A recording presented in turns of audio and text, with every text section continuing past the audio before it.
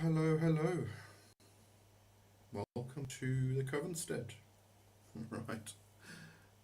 Turn that down. Turn that off. There we go. I think we're all sorted. Um, and welcome to everybody. Lady Capo's here. Pan my man. Yolandi, Arena, Papu, and Luna and John. Thanks for joining. Alright, so I am on my old mobile phone connected to the Wi-Fi with the mic going through there, and hopefully it stays the way it is now and working, because I'm having problems with it. But if if you can't hear me or there are problems, let me know and I'll switch over cameras and stuff. Right. But it all looks good. No problems. So, how is everybody? And what have you been up to? What have you been reading? What questions do you have? And all that stuff. For anybody who has not been here before, I don't think Papu's been here before. The Covenstead really is just a hangout thing for an hour once a month, and you can ask whatever you want to ask, get an opinion on something. I'm sure somebody else will have an opinion in the chat also. Choppy audio. Uh, okay, has anybody got any problems with the audio? Just let me know.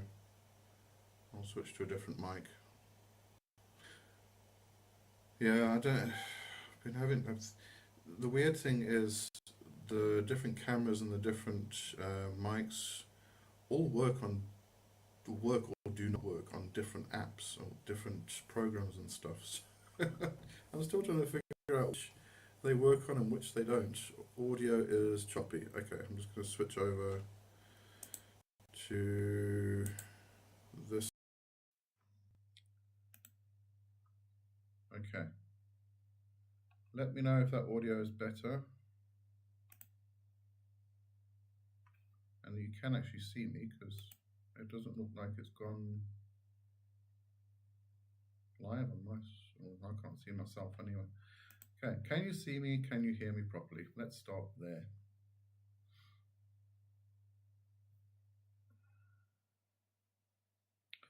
Better and can see you. Okay, cool. All right. So at least we've got some progress. Let me just pull this closer because that means I'm using that mic. Fun on the internet. Okay, good stuff. And Dragon of the West is here. Thanks for joining. All right. So, how is everybody? What have you been up to? All of that stuff. I always like to know what everybody's been reading. I'm going to do I'm going to try, let's put it that way. I'm going to try and do more of a kind of a documentary type thing once a month. I'm not an actor, so I'm not sure how this is actually going to work out, if it's going to be any good or not. But this month I'm going to do it on vampirism. And one of the books I read to kind of get a bit of a more modern perspective on vampirism, really, because my knowledge of it is from psychic vampires that I knew years ago. So I was trying to get a bit more up to date. Not much seems to have changed anyway. But I read Vampire Magic by Father Sebastian, and it's a brilliant book. I loved it. It's great. Anybody who wants to explore vampirism, go and get some books from Father Sebastian. Also, Michelle Bellinger was always great back in the day. Dragon of the West, The Angels of Omnipotence, Raziel, Pathworkings, and Slavic Witchcraft. Oh, nice. Very good. Yeah, Slavic Witchcraft is always interesting. Good stuff. I'm also reading the Holy Daimon by Frata Akka or Acha. I'm not sure how you're supposed to pronounce it now. I keep saying Acha, which in South Africa is quite a hot food, or more of a condiment, but yes, I'm not sure if that's right. But interesting book so far. It kind of examines the Holy Guardian Angel aspect from I suppose we could say a bit of an older perspectives. It goes back into Zoroastrianism. As far as I remember, there was Sumerian mythology in there, and it examines obviously the PGM from the Greek mythology. So kind of pre Abramelin, which is it's very interesting. Obviously, where that Abramelin itself originated, and obviously, Crowley's Liber Samek borrowed a lot from PGM, the Headless Right or Headless One and things like that. So, which he changed into the Bornless One. So yeah, very interesting book. Trying to think what else I've been reading. Obviously read the Holy Guardian Angel, because we did a review of that a couple of weeks ago on Into the Wildwood. That's what I'm reading at the current moment anyway. Oh, I did read one of Dr. Yang's books about embryonic breathing, because I'm trying to get into embryonic breathing and understand what the hell it is. Very difficult topic. Dragon of the West, on the subject of vampirism, can we use it for longevity and slowed aging? Apparently you can. Within the mythology, within the spiritual aspects of the vampiric community, yes, they say you can, because you kind of have your first death and then encounter the second death, all that stuff. But they say you can. I would kind of personally question it from an energetic perspective. I mean, if you go into Qigong, actually, you can definitely slow your aging process that way. But that's a whole practice of actually working with your Qi properly, actually, uniting the two dandians, the upper and lower, pulling that energy down and actually storing it in the lower dandian as a battery, and then you can do a load of stuff with it. I mean, you can definitely, if you practice that constantly on a daily basis, you can definitely do some stuff there. But yeah, I think the difficulty with that and vampirism is that vampirism is often used to actually just sustain the energy. People who are psychic vampires, who actually need to do it, not the ones who are doing it for a lifestyle, but the ones who actually need to do it, they kind of, their energy levels get zapped very easily. Where we would take in food to sustain that energy, they need life force type of energy, prana, whatever term we want to give that. And therefore, they would have to take a lot, like a hell of a lot of energy to actually get to that point where they are not just sustaining, but also going beyond that to create longevity and slow the aging process and stuff. So I'd say it'd be very difficult for them. Luna said, still reading Psychic Witch, Matt Oren, great book. After 4 long years, decided to try and do all of the exercises before reading on. Started from the beginning yesterday and nearly halfway through. Thank goodness I didn't take the same approach with Barton's initiation into Hermetics. There's a lot of exercises in Matt's book as well. Great book though, really good. But yeah, I mean, we've discussed this thing with Barden's initiation into Hermetics and trying to do all the exercises in there. It gets to the point where you end up doing like 3 or 4 hours of practice a day. That would be crazy. Can't do that.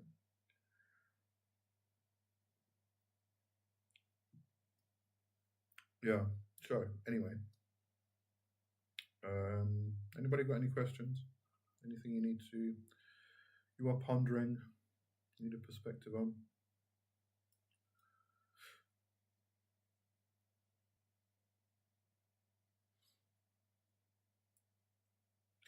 Yeah, but as I said, I'm going to do the documentary type of thing on vampirism. Will be the 3rd Monday of this month, and if it's okay, if everybody enjoys it, I'll do one a month, I suppose, to bit more in depth, going into sort of the history,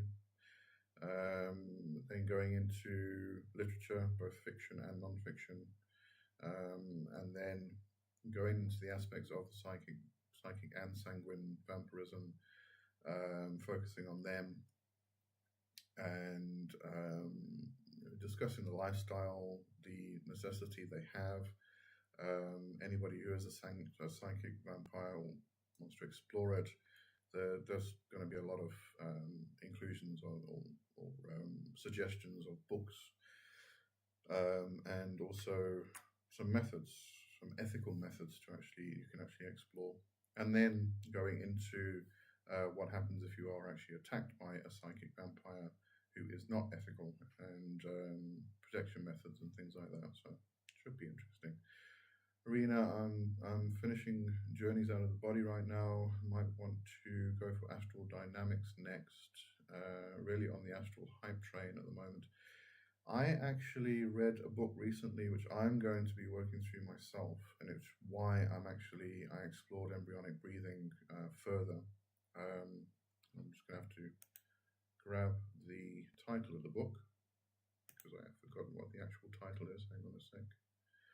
Very good though, and it takes it from a slightly different angle than most of the other books and workshops and courses and stuff which discuss astral projection.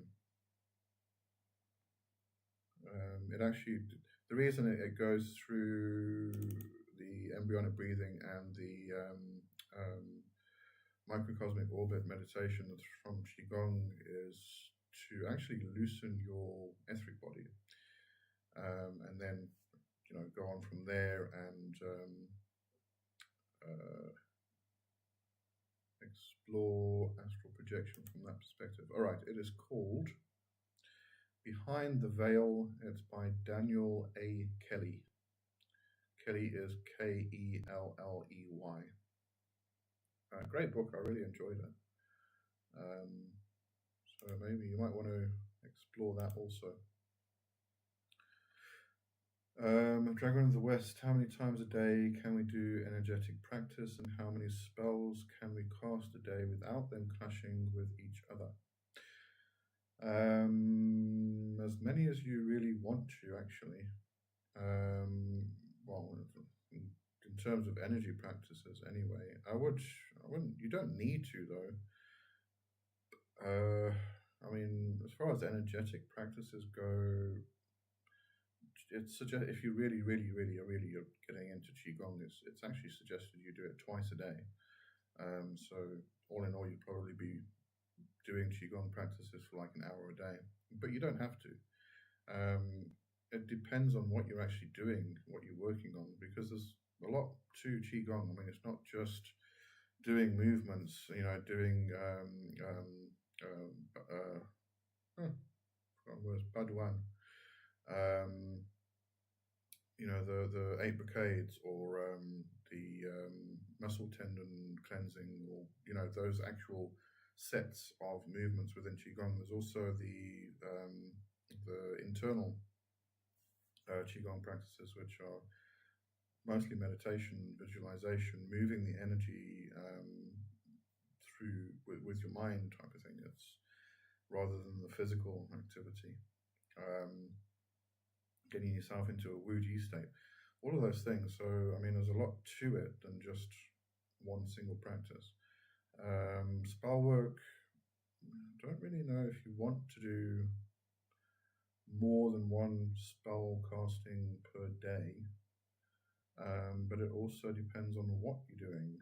If you are doing multiple workings for the same outcome, then probably they're going to start clashing. But if you're doing multiple workings for all different things, then that's a different case. If you are doing multiple workings that are for a same outcome but all have different mini goals, so they're all supporting each other, again, different outcome, different experience, but how much time do you have to do all of this? That's the real question. Let's see, Uriel. Hi Lee, thank you for joining as well. What are your recommendations when preparing a statue of a deity? Definitely just do a general cleansing. It's been in a factory, people have been handling it, it's been packaged. So just do a general cleansing and then actually sit down with it. And I would actually approach it very much like the Hindus do. Do a puja with the deity, with the statue itself, and you actually bring the energy of the deity into the statue. And it's quite amazing when you do that, the way it kind of comes to life in front of you. No, it doesn't like stand up and walk around or anything like that, but you can actually feel it come to life. Kind of I remember doing it with, I've got a small Ganesh statue that I've got, and I did it with that, and it almost kind of, it changed color almost. It was like brighter. It was very, very cool. But yeah, just do a puja. Have a look at the way the Hindus do it, and take some direction from there. It doesn't have to be a full puja, obviously, because those are kind of like set rituals. But it's a case of invoking the energy and actually just putting it into the statue, asking that energy, asking the deity to put that energy directly into the statue, and so that it can live there. It becomes a living thing. Arena, thanks for the recommendation. We'll check it out for sure. Yeah, it really is a good book. I enjoyed it, and definitely I'm working through it this year. And as I said, it goes into lucid dreaming, but also pellucid dreaming, which confused me a little bit. But it goes through all of the different types of dreaming that we encounter. It examines that, discusses them all. So yeah, interesting book, I'd say.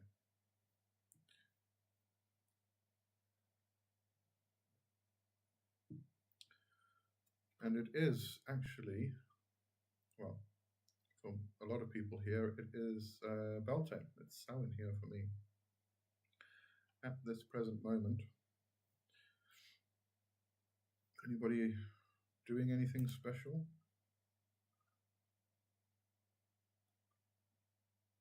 See who's here. Oh, okay.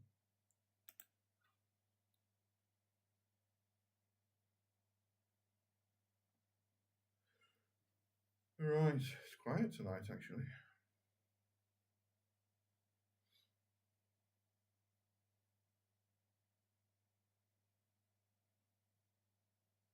Very quiet. Nobody's chatting. It's terrible.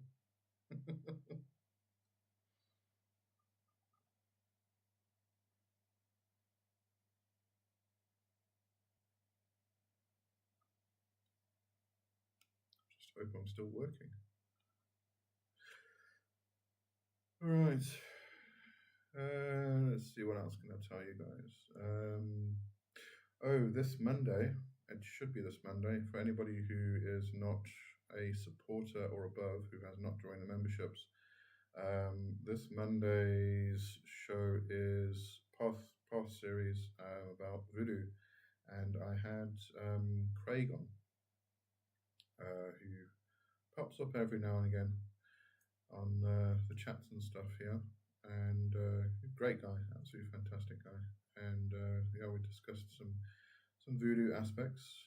So that was a fun one, very interesting. I'm still working. Okay, good. As long as I know I'm working. I question it sometimes. Sometimes things don't work. I'm getting older.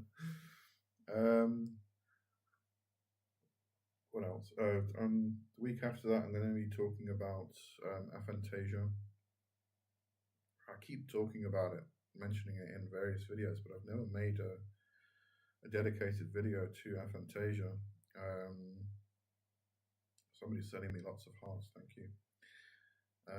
And there was actually somebody in the comments who was actually brought to tears because they didn't realize, because everybody keeps talking about, you have to be able to visualize this thing, imagine this thing in your mind, in your mind's eye, and people who can't do that, that's difficult. I mean, they can't do it, plain and simple. So what do you do on the other hand? So discussing that. Then it's going to be the vampirism thing. And then I think I'm actually going to do book review on Holy Daimon, which I mentioned earlier I was reading. Andrea's here. Hello, Andrea. How are you? Everybody's dead tonight. Nobody's talking. Nobody's asking questions.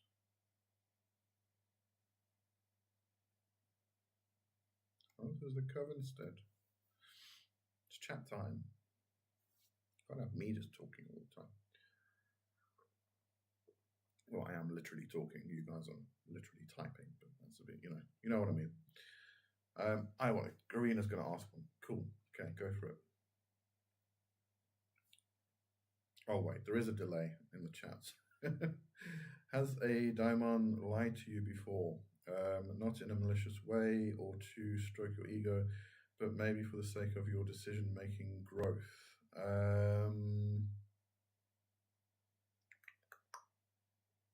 Sure. Lots and lots and lots of years of work. Trying to remember a time if one, I'm sure that one did. Sometimes you get the tricksters that come along and purposely lie to you in order to stop you from doing something or lead you down a different path, or to actually get you to do something that you didn't want to do in the first place. But I can't think of anything specifically. No. Yeah, no, can't, off the top of my head, can't think of anything specifically, sorry.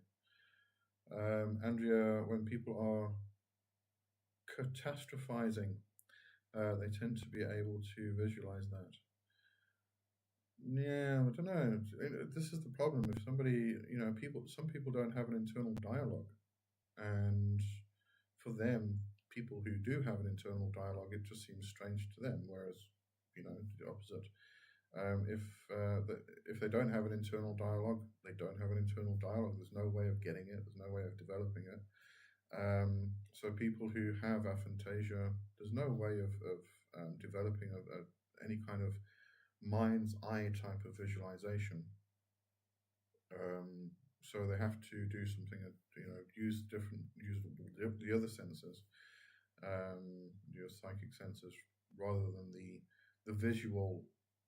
This is the problem. We use the term visualization, which kind of denotes that we have to visually see it with our mind's eye, as we would with our own physical eyes, but it's not always the case. It's not the only way you can do that. I'm trying to think of something interesting to ask. Okay, all right. We'll give you time. Jono, you're doing Southern Conjure in Wildwood Friday. It's actually not this Friday, it's next Friday. This Friday, we're taking a break. We're doing a pre-recorded one, which is going to be kind of weird because my beard's a lot shorter because we recorded those ages ago. Would have been cool to have a live because I love that tradition. Do you incorporate a lot of conjure in your practice? At one stage I used to. I don't so much anymore.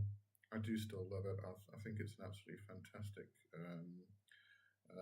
path, way of doing magic, and it's very potent and powerful actually. It's very folk magic-y, which I think is the part that I like about it. But I don't so much anymore, no. Dragon of the West, what is the best form of visualization to get results? Like contacting spirits, sensing and channeling energies, and listening to spirits. There's no best way. The best way is your way, really. I can't say that doing it a particular way is going to be the best way for everybody because everybody's different.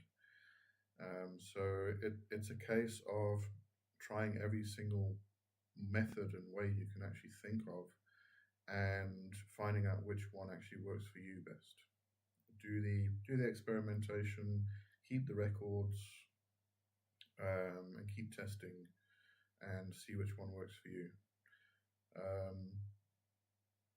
For visualization, this is why I want to talk about aphantasia, is because if people cannot see with their mind's eye, they can use the other senses to do visualization. You can visualize in this sense, You can have the sight, another terminology we use, with all of the senses, all of the psychic senses. You can feel, you can hear, you can smell, you can taste, you can know. You don't have to specifically see, as in with the mind's eye, so to speak. It gets very difficult to try and explain it when we're using terms like visualization and the sight. Very convoluted. Andrea, Coyote energy, Loki energy. I'll have to look into the aphantasia. Yeah, it's an interesting topic. It's actually something I don't think most people actually knew about until I think it was 2015. I was looking at it briefly. I can't remember the dates exactly. I'll check again before I do next, not just Monday, but the next Monday's video. It was some guy in, I think, the 1800s, 1850 something, who actually coined the phrase aphantasia, and then it kind of just disappeared. Nobody spoke about it. And then I think it was in 2015 again, somebody picked up on it, and then it started to get used a lot more. But this is why I don't think a lot of people actually realize that some people are not able to see with the mind's eye. Some people we all have like different degrees of things we can see. If I say to you, imagine an apple, a green apple, and see it with your mind's eye, and then allow it to start circulating. Some people will see a bright green apple with all the color. Some people will see more of a grayish apple. Some people will start battling to see it. So we have all these different levels, and those people can usually work on that kind of visualization practices themselves and develop it. But there are people who cannot see anything at all, and there's no way they can actually develop that because there's nothing to develop. So it's quite interesting. And as I said, it seems to be a new term. So a lot of people don't even realize that it is a thing. And so when, a book or a course or something says, visualize something, and the person can't see it in their mind's eye, they don't know what to do. They think there's something wrong with them. There's nothing wrong with them. It's just that they're different. So they have to find a different way to do it. But nobody's really, people are now talking about it, but it's still that thing of, you write a book, or do a course or something, and it's visualize or practice your visualization techniques. And, it needs to be considered anyway. Uriel, have you had any negative experiences with spirits, things not going as planned? I have had negative experiences in terms of not just astral parasites, but specific Tibetan spirits, actually, that were somewhat nasty. And it was just the way they were. And they came through, and it wasn't anything really serious. I mean, it was just 6 months of, kind of trying to get out of a slump, very much like an astral parasite attack, just getting in a slump, feeling a bit down, and and then trying to cleanse and re-cleanse and cleanse again, and then realizing what the spirits actually were, and then putting up wards and trying to change that type of stuff. But yeah, it's pretty normal stuff, really. I think we all experience some kind of negativity every day, especially if you work or interact with people on a daily basis. You're going to pick up negative sludge and stuff like that. So astral parasites just are part of that. They come along, and you just do the work to get rid of them, as we would physically if we picked up a parasite.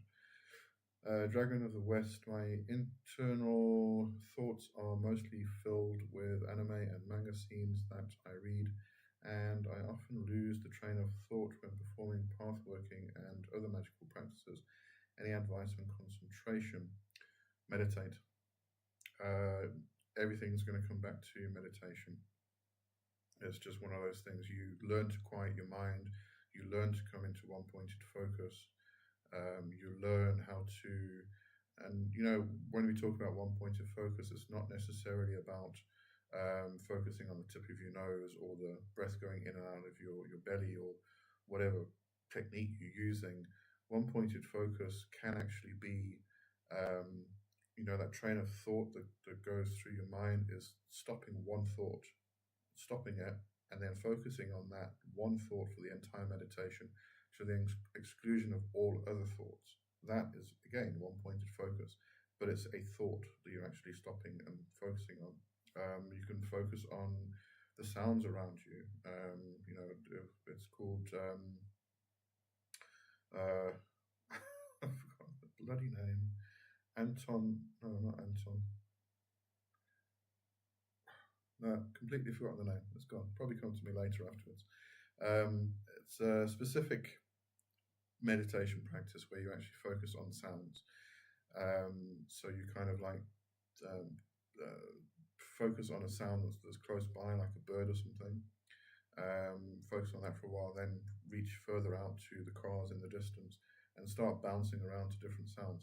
But when you do this, you're not supposed to actually recognize what the sound is. So if you hear a bird, it's a vibration. The sound is a vibration that hits your eardrum and then gets interpreted by the brain, and then you see an image of a bird, if you don't have aphantasia, obviously.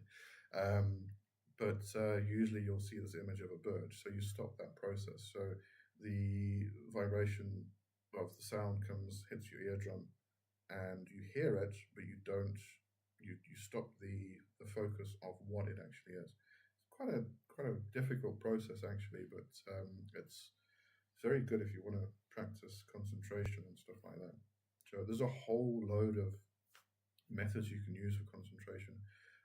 If you go through Peter J. Carroll's Psychonaut, Liber-Null, I think it's in this. Those two are usually together anyway. So there's concentration and visualization practices in that book. So give that a shot as well. Jono, interesting that you say you like the folk aspect of conjure. I do too. For some reason, I guessed you gravitate to OTO style stuff rather to Lee. No, maybe it's the demonology that made me think that. I think I can see why you would think that. I can see why a lot of people would think that. I've always had an interest in ceremonial magic, and I do like the OTO. I do like Thelema, the philosophies and the ideas, and Crowley's ideas and things like that. I mean, most of the time he was a bit of a hack, but he had some interesting ideas every now and then. But the practices themselves, they are way too convoluted for me. I don't like spending hours in ritual and stuff. I'm not even a tool person. One of the first things I actually learned was that a powerful magician can go into the middle of the desert completely naked with absolutely no tools or anything and perform the most powerful magic. It's one of the first things I learned, and it always stuck with me. So, I'm not really a tool person either. I understand the purpose behind it and everything else, but I like simplicity. And what I'll usually do is I'll kind of immerse myself in a particular thing. I'll, like for instance, Thelema, I'll immerse myself in the actual ritual processes and everything else. And then once I know it, then I'll start simplifying it down. I've developed a banishing rite, which takes 3 minutes. It's not a clear the space type of banishing rite. It's more of a clear your own personal space. You cleanse your actual, and cleanse any negativity off you type of banishing rite. But you can clear a space with it actually. But yeah, anyway, yeah, I'm a simple person. Oops, the chat just skipped. Hang on. Yeah, there we go.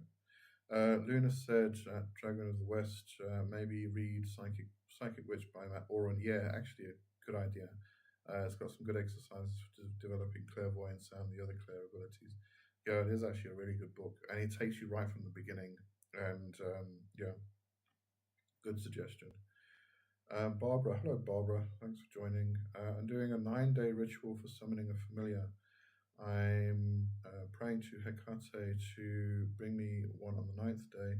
It also falls on Hecate's deep nun this dark moon. I'm doing it the way Jason Miller suggested. So I see also added here. Do you have any advice for me? Thanks.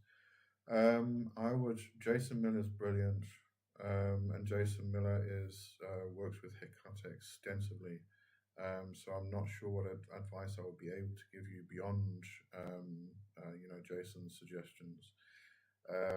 In that instance, because you are following Jason's actual ritual outline, stick with it, word for word. Don't go beyond or outside the boundaries. It's a very specific ritual you're doing, and it's one that's probably been tested over and over and over again, knowing Jason Miller's work. So yeah, no, I wouldn't want to suggest anything, because it's very important that you actually stick to the ritual you've got there, and good luck with it. I'm sure it's going to be a fantastic outcome. Andrea, it's really, really difficult to imagine. It can be. The strange thing is I find a lot of people say that when they try to do visualization, it's difficult, but when they're not trying, it's easy. And it's the same with everything. We kind of try too hard, and then it buggers everything else up. Luna, something to bear in mind is that the visualization doesn't take place inside the head mind, but rather in a space just in front of the forehead, outside of the physical body. Interesting. Okay. We'll have to explain that a bit further. I should definitely try and sort out getting some people on here. I might actually start doing some webinars or workshops or something in the near future. So I'm going to actually start paying for Zoom. So maybe I can use that, and we can get some people on here also in the future. We can have a verbal chat as well as if anybody wants us to stay in the text, that's perfectly fine. Andrea, whoa, thank you, Lee. I'm so very lucky. I see, smell, taste, touch, and taste the green apple. You're lucky. A lot of people think that it takes years for some people to actually develop those visualization abilities. Dragon of the West said, thank you, Luna. Jono, did you say people with aphantasia don't have internal dialogue? I can't get my head around what that would be like. No, it's two separate things. I was just saying that people with aphantasia, I was actually saying people with who do not have internal dialogue, at some point kind of realize that other people have an internal dialogue, which is very strange for them, because that's, not having an internal dialogue is the norm for them. That's one part of it. So I was kind of equating that with somebody having aphantasia, being told that they have to be able to visualize something in their mind's eye, and not understanding what that actually means, because they can't do it, because they don't know that other people can do it. So it gets quite interesting. Rev Kai's here. Hello, Rev. Luna, yes, Jono, meditation. Hi, Rev. Oops, it skipped again. I hate it when the chat skips, and I've got to scroll up and find out where I was. Here I am. Okay, Jono, Dragon. Do you know who Uncle Iroh is, maybe? If you do, then you know why I'm asking. Dragon of the West. What anime or cartoon lover doesn't know who Uncle Iroh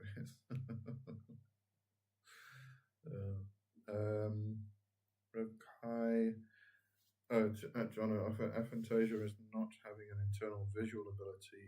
There is not a term for no internal dialogue that I know of. The two are linked, though. Okay, here we go. it is estimated that 30 to 50% of people don't have an internal monologue.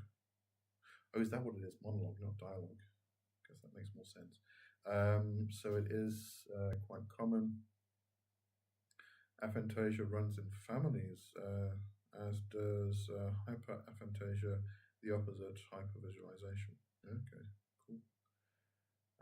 Luna said, at Barbara, I agree with Lee, but after Dark Moon, just if you're interested, the Temple of Hecate by Tara Sanchez has mention of a similar rite, but aimed at gaining your personal daimon. Yeah, that book's great. If you go into actual Hellenistic practices, then after Deepnon is Numenion, which is, well, I kind of make it the celebration of Pan. And then after that is the day of Agathos Daimon, the good spirits of, usually focused on the house Zeus Ctesios. So there's a whole 3-day practice that the Hellenistic people do. Rokai, at Luna, I don't think that in front of the head thing is true for everyone. I think it varies, especially culturally. There are diaries that talk about visualizing in the gut, stomach. Yeah, I can actually, yeah, I can believe that. Yeah, it's interesting to try and figure out where you actually visualize. I've actually thought about that. Interesting. Gonna have to examine that a bit further, I think.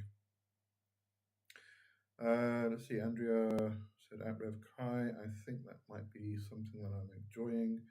When I visualize things, I get the whole thing, oops, and just when Lee mentions it. Luna, I first discovered visualization occurring outside of the physical body when I started practicing Jose Silva's method on Mind Valley. Silva recommends you think of your mind's eye as a large screen about 15 degrees above the line of horizon and 6 feet in front of you. I've encountered a similar theory again and again in other works, including Psychic Witch. Yeah, I think that's a different kind of method, actually, because if you think about, if I say, imagine a screen in front of you, and then watch a person walking along like you're watching a movie. That's a kind of visualization which seems external to you, which feels external to you. But if I say to you, just without the idea of having a screen, imagine a pyramid, and make it start to turn around on its base, and then start to turn around on its point. Where's that? Is that in front of you? It probably is for you because you're used to actually seeing that on the screen. But for other people, it may be, it's in their head. It's here. And as Kai said, some people imagine in their gut. It's the second brain, really. So yeah, that's an interesting topic, actually. I'll think about it. Yeah.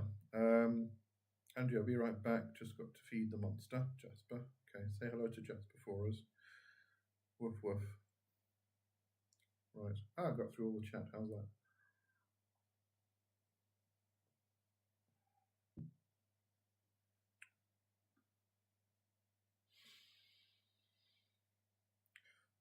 All right. Now it's gone quiet again.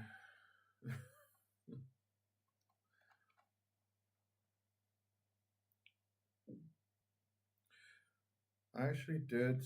Somebody did suggest reading the other Matt Oren book, and I've forgotten what it's called.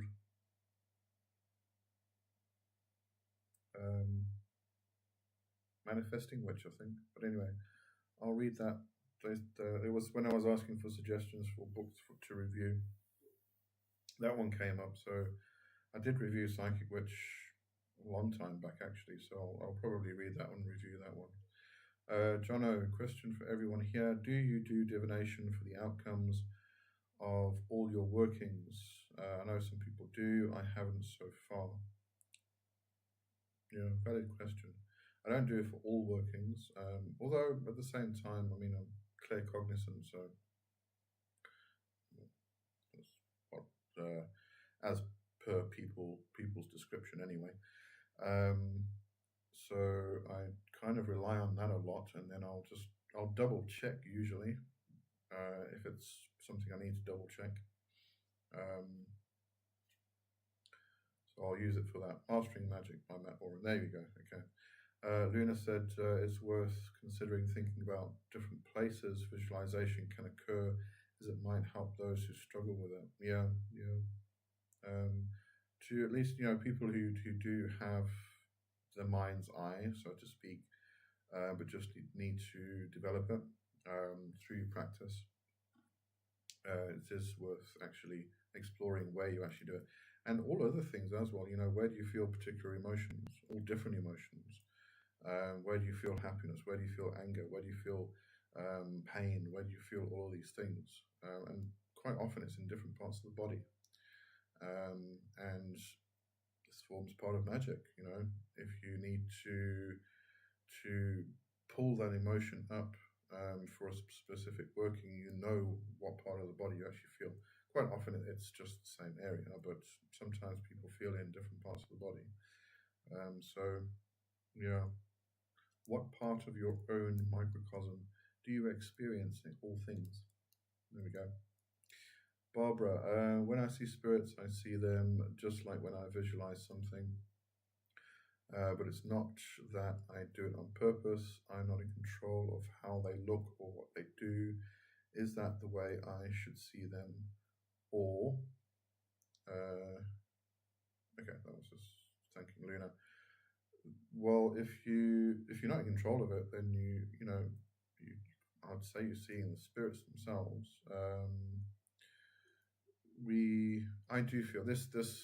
Everybody has an opinion on this. My own opinion is that when we see a spirit, they take on a form which is a form that we want them to be in. If we expect them to be in a particular form, we'll probably see them in that form. And quite often that's not a pleasing form. It depends on how you feel. I mean, a lot of people who start working with spirits and have come from that Christian worldview background are probably going to be terrified. They're probably going to expect hideous, evil-looking creatures, and that's what they'll see. But I think if you discard or suspend your expectations, then what often happens is there's still a subconscious connection, and I believe the spirit actually picks up on that and will present itself in that way. I mean, a spirit really is a ball of energy. A lot of the time when I see spirits, I see them as balls of energy, and then we kind of agree that they take on some kind of form. And sometimes it's quite comical, sometimes it's quite cool. The first time I ever saw Marbas, he appeared. Frosty cereal. There was that tiger. I think it was Tony the Tiger or something. But instead of a tiger, it was a lion. But that sort of animated comic type appearance. So that was quite funny. But that changed after a while. But yeah, I'd say you're actually seeing them. I mean, if you're not in control of what they look like, what they do, then it's probably them. Because if they're doing what you want them to do and what you tell them to do, and it's kind of like you ask them for an answer on something and they give you the answer you want all the time, it's probably not the spirit. It's probably you projecting. Rev Kide at Jono Medium to big stuff, yes, but little and ongoing stuff, no. Working for anyone else, though, every little bit. Yeah, exactly. Luna, thanks for the suggestion. I'll definitely check it out. And Luna said, going back to the visualization thing, for the longest time, I've not been able to feel universal light energy entering through my crown. Then yesterday, I read in Psychic Witch to visualize. branches rising from your head and shoulders, tapping into this energy rather than seeing a single line of energy coming in. Bang, job done. I feel the energy simply because I changed the visualization. Yeah, that can definitely work. I mean, one of the things I was taught within Practical Kabbalah was to kind of imagine the big eye in the sky type of thing, however you would imagine that, and then that beam of energy coming down through into the crown and going down, and then obviously depending on what practice you're doing, it comes into different areas. But there was that big eye in the sky, but reaching out, being the access point, the world tree itself, reaching out your branches, growing your branches, and then you can also do the opposite direction, grow your roots into the ground and pull the reach into the underworld, pull the forge fire up and things like that. So, imagining yourself as a growing tree is fantastic. Andrea, Tony the Tiger. Okay, I did get it right eventually. All right. Jono, I've been trying to get to know my land guardian. First time it showed up, it was gnome-sized, so as not to scare me. When it saw I was confused instead of scared, it grew as tall as the ceiling. Yeah, can imagine that. The interesting thing about, I don't know if you've experienced it, Jono. This is in regards to the land whites and stuff. Within Zulu tradition, though, they're often actually considered to be like impish, like naughty little children that have to be reined in type of thing. I remember having this discussion with my old friend Ernest years ago, comparing that to how people in Europe would interact with land spirits and land whites. Entering a forest, you don't go any further until you've actually been accepted into the forest type of thing by the land whites. I remember that being that discussion, very interesting about how different it was. Jono, last time I met my land guardian, I couldn't figure out where exactly it was because I was outside and it was a story and a half tall. I was looking for its head where its chest was. Yeah. These spirits can get huge, especially if a land guardian covers a whole area. That area can be as small as a park, but as large as a city, large as a country.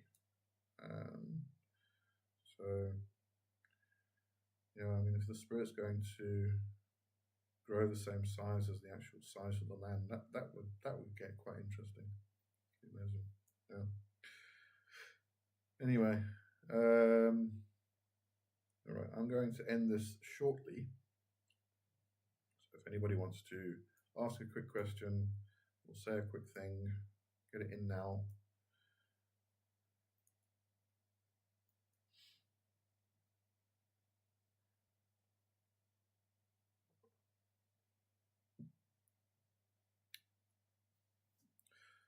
Luna said, makes so much sense for me as I put roots down to ground and draw up energy as above, so below. Yeah, and you can use that whole process for centering and grounding and everything else as well, before and after ritual. Jono, I've seen the small ones, they haven't kind of communicated with me. They hide in the bushes. The land guardian was clear and interactive. My offering was sorghum beer, and it told me it was crappy beer. Yeah, it probably likes the more traditional stuff with the pineapple in it. Andrew, so thank you, Lee, and everyone here. I thank you for joining. Hi, happy Samhain, Beltane, everyone. Likewise.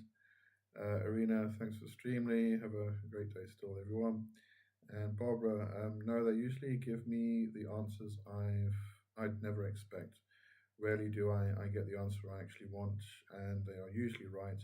It's just the skeptic in me trying to convince me I'm just great.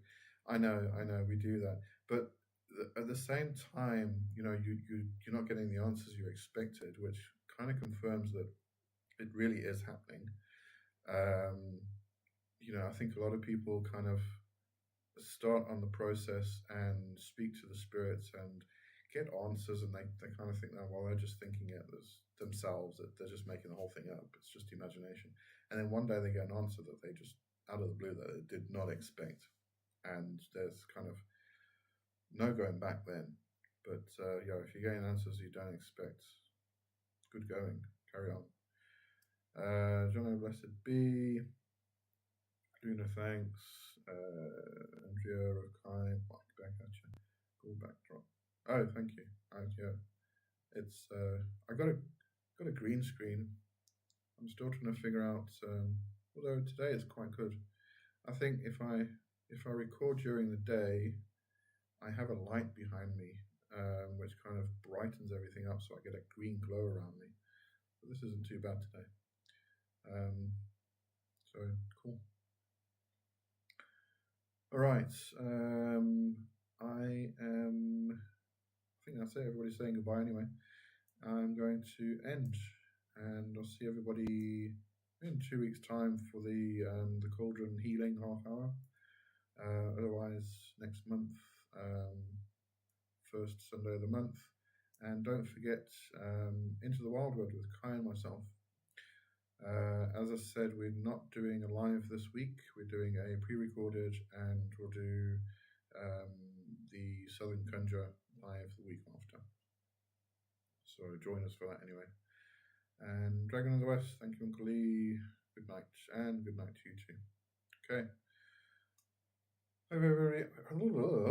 Start again. Hope everybody enjoyed that, and we'll see you next time. Cheers for now. Bye bye.